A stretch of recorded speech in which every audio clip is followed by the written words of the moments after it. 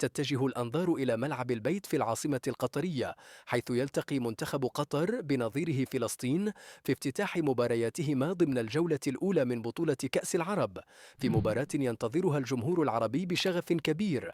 المنتخب القطري يدخل هذه المواجهة وهو يسعى لتحقيق انطلاقة قوية أمام جماهيره، خاصة وأن البطولة تقام على أرضه وبين أنصاره، ما يزيد من الضغط والطموح في الوقت نفسه. أما المنتخب الفلسطيني فيأمل أن يبدأ مشواره بنتيجة إيجابية تعزز حظوظه في المنافسة داخل المجموعة، ويؤكد من خلالها تطوره الكبير في السنوات الأخيرة.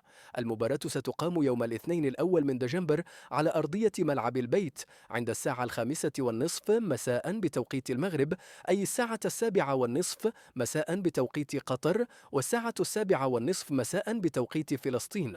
مواجهة عربية واعدة بين قطر وفلسطين، فمن ينجح في تسجيل أول 3 نقاط في البطولة